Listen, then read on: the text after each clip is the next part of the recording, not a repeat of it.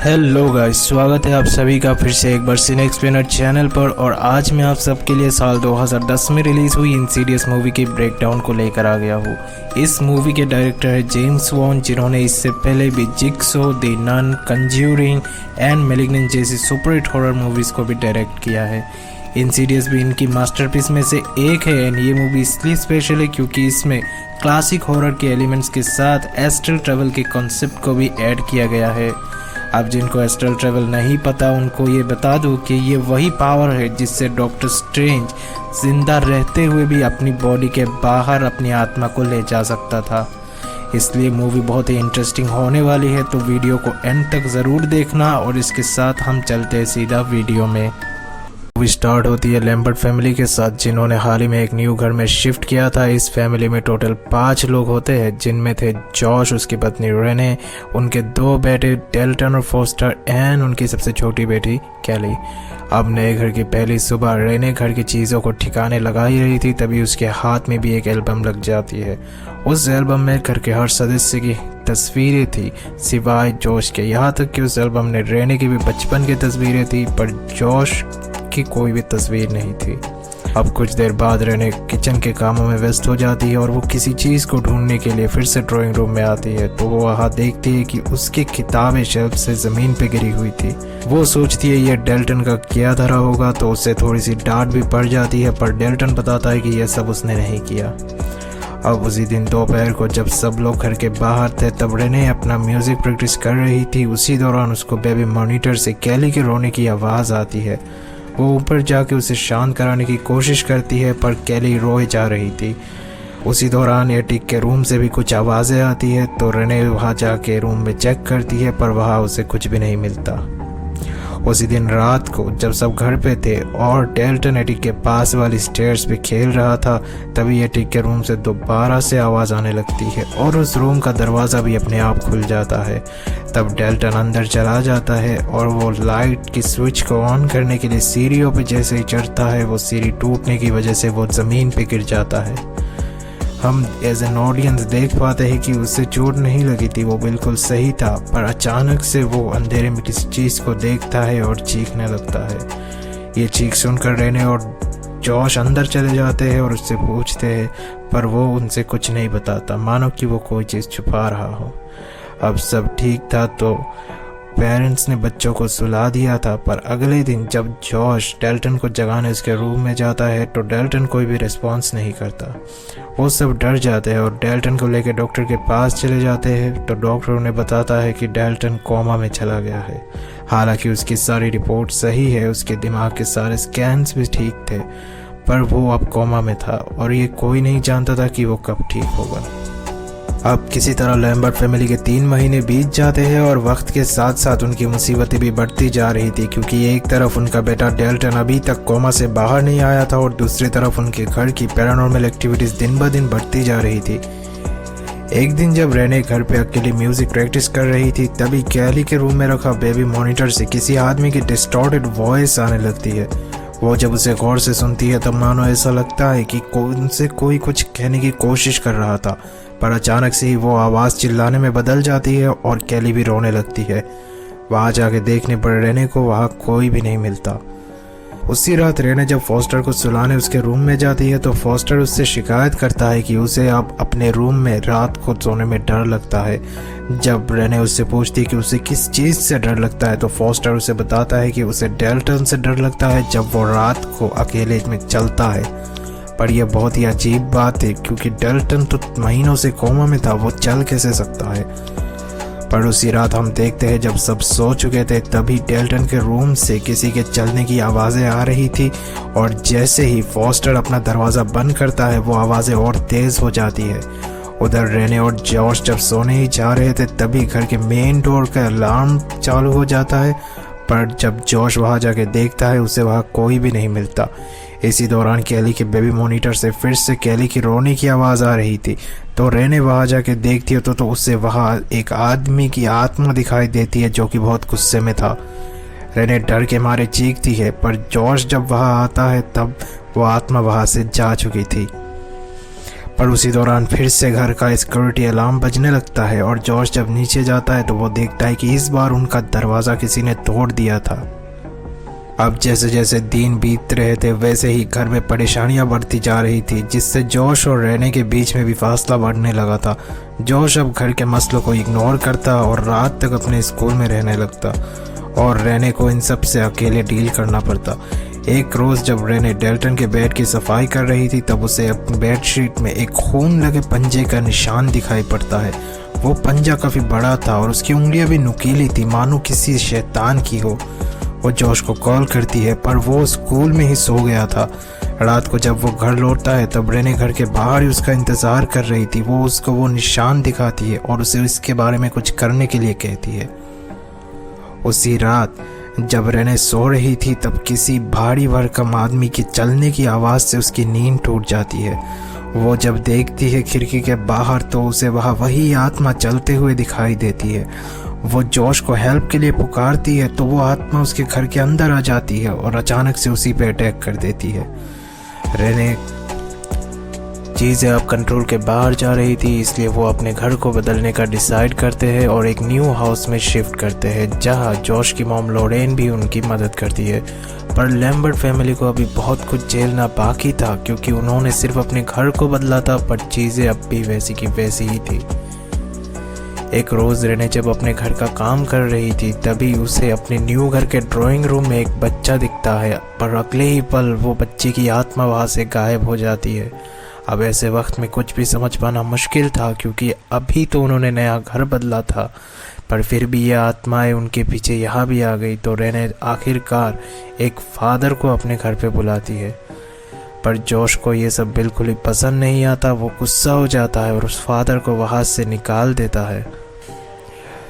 पर Lauren Josh को अपने बीती रात के सपने के बारे में बताती है जहाँ उन्होंने डेल्टन के रूम में एक डीमन की काली परछाई को देखा था, जो परछाई डेल्टन को नुकसान पहुंचाना चाहती है। वो ये सब बता ही रही थी तभी वो डीमन खुद को जॉश के पीछे से रिवील करता है और इससे लॉरेन बहुत ज़्यादा घबरा जाती है।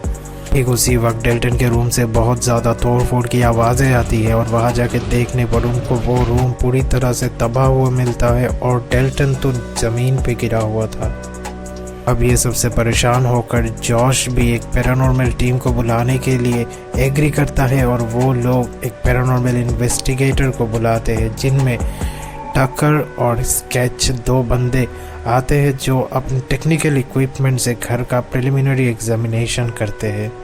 को पहले तो लग रहा था कि उनके मीटर में जो भी रीडिंग आ रही है वो सब ख़राब वायरिंग की वजह से है, पर जब वो अपने कैमरे से देखता है तो वहाँ उसे ट्विन लड़कियों की आत्मा दिखाई देती है, जिससे वो भी बहुत ज़्यादा डर जाता है और अपने बॉस एलिस को बुलाता है।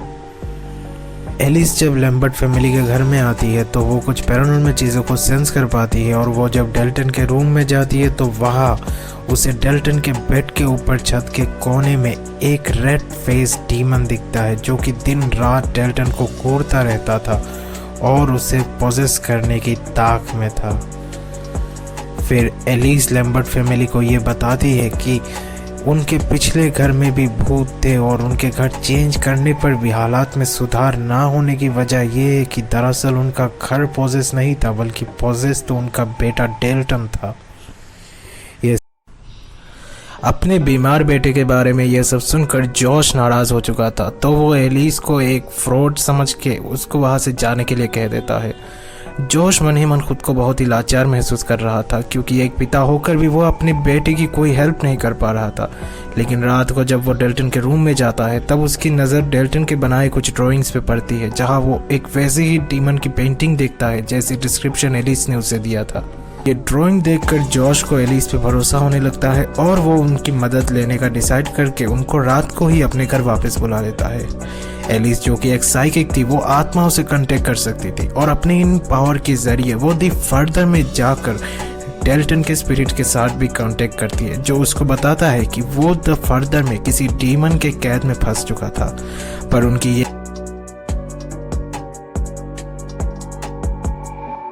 उनकी ये बातें आत्माओं की दुनिया में दूसरे बुरे स्पिरिट भी सुन लेते हैं और वो अब इस दुनिया में आके लैम्बर्ट फैमिली पे अटैक कर देते हैं। स्ट्रेंजली डेल्टन, जो कि इतने दिनों से कोमा में था, वो अपने पैरों पे खड़ा हो जाता है और एलिस पे अटैक कर देता है, पर चीज़ें किसी तरीके से कंट्रोल में आ जाती है। इन सब के बाद वीडियो फुटेज में पता चलता है कि डेल्टन अपने आप नहीं चल रहा था, बल्कि उसी रेड फेस डीमन ने उसकी बॉडी पे कंट्रोल ले लिया था और वो ही उसे चला रहा था। अब एलिस, जिसने कि फर्दर में डेल्टन से कांटेक्ट किया था, वो बहुत सारी राजों पर से पर्दे उठाती है और यहाँ पे मूवी का असली ट्विस्ट रिवील होता है। एलिस जॉश को डेल्टन के सुपरनेचुरल पावर्स के बारे में बताती है, जिसकी मदद से वो खुद अपनी नींद में दूसरी दुनिया में जा सकता था। डेल्टन को इस पावर के बारे में अभी तक नहीं पता था, इसलिए वो इन सब को अपना ड्रीम समझता था। लेकिन इसके पावर्स इसको मिले कैसे? दरअसल डेल्टन को अपने पावर उसके डैड जॉश से विरासत में मिले थे। जॉश भी बचपन में आत्माओं की दुनिया में जा सकता था और ऐसा करते हुए एक दिन एक बूढ़ी आत्मा उसके साथ इस दुनिया में आ गई थी। वो दिन ब दिन उसके करीब आती जा रही थी और अंत में उसको पॉजेस करना चाहती थी, और इसीलिए जॉश की मॉम रेने और एलिस ने मिलके उसके एस्ट्रल ट्रेवल की सारी मेमोरी को सप्रेस कर दिया था और उसके बचपन के सारे फोटोग्राफ्स को छुपा दिया था। लेकिन अब डेल्टन के खातिर जॉश को फिर से उसी दुनिया में जाना पड़ेगा, और ये पता नहीं था कि ये उसके लिए शायद नाइटमेयर भी हो सकता था। जॉश द फर्दर में जाने के लिए तैयार हो जाता है एंड एलिस उसको मदद करने के लिए उसको हिप्नोटाइज करती है एंड जॉश सक्सेसफुली अपनी स्पिरिट को अपने शरीर के बाहर आत्माओं की दुनिया में ले जाता है। वहां जाकर जॉश समहाउ डेल्टन तक पहुंच जाता है, जिसको कि उस रेड फेस डेमन ने चेन में जकड़ रखा था। जॉश उसे छुड़ाता है, पर तभी वो डेमन जॉश को देख लेता है और उस पर अटैक कर देता है।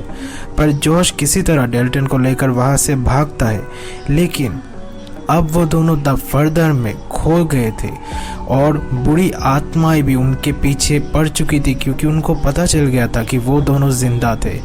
तब एलिस रेने को जॉश का नाम पुकारने के लिए कहती है। ऐसा करने पर जॉश तो घर तक पहुंच जाता है, लेकिन उसके पीछे बुरी आत्माएं भी उनके घर में आ जाती है और वो जॉश और डेल्टन के खाली शरीर को पॉजेस करने वाले थे। जॉश घर के अंदर पहुंच तो जाता है, पर वो बहुत ज़्यादा थक चुका था, इसलिए वो घर की किचन में ही रुक जाता है और डेल्टन को आगे भेज देता है। और वहाँ पे उसे वही लेडी डीमन दिखती है जो कि उसे बचपन में भी परेशान करती थी, उसके पीछे पड़ी थी। वो उसे अब कन्फ्रंट करता है, पर वक्त धीरे धीरे उसके हाथों से निकलने वाला था, क्योंकि आत्माएं उसकी बॉडी पे कब्जा करने के लिए आ रही थी। पर तभी हम देखते हैं कि वो लेडी की आत्मा अचानक से गायब हो जाती है और जॉश भी अपने सेंसेस में लौट आता है। डेल्टन और जॉश के होश में वापस आते ही घर का माहौल पूरी तरीके से नॉर्मल हो चुका था, इसलिए सबको यही लग रहा था कि अब सब कुछ शांत हो चुका है। इसलिए टकर और स्केच गार्डन में बैठ के चिल मार रहे थे, वही लोरेन और रेने किचन में डेल्टन को खाना खिला रही थी। इसी वक्त जॉश एलिस के साथ हॉल रूम में था, जहां वो अपनी बचपन की तस्वीरें देख रहा था, जिसमें वो लेडी की परछाई उसके पीछे थी। जॉश उन सब तस्वीरों को एलिस को दे देता है, ये कहकर कि वो अब दोबारा से ये सब याद नहीं करना चाहता। पर तभी एलिस कुछ अजीब नोटिस करती है जॉश में, और वो अपना कैमरा निकाल के फौरन जॉश की एक इमेज क्लिक करती है। पर जॉश इस चीज़ से इतना ज़्यादा गुस्सा हो जाता है, वो पूरी तरीके से बेकाबू हो जाता है। वो एलिस पे अटैक करता है और गला दबा के एलिस की जान ले लेता है। ये सब शोर शराबा सुन के रेने भी किचन से दौड़ के हॉल में आती है, जहां उसे सोफे पे पड़ी एलिस की लाश मिलती है, पर जॉश उस रूम में कहीं भी नहीं था।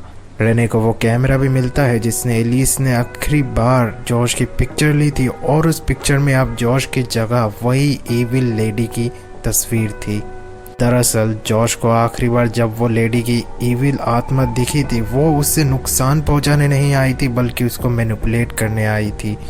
उसने उसका ध्यान भटका के रखा तब तक जब तक कि वो लेडी खुद से जॉश की बॉडी को कब्जा ना कर सके।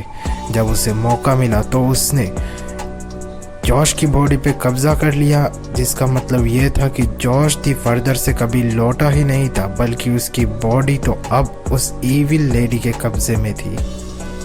और ये मूवी यहीं पे एंड हो जाती है। दोस्तों, इंसीडियस 1 की एंडिंग ऑडियंस को बहुत सारे क्वेश्चन के बीच में छोड़ देती है।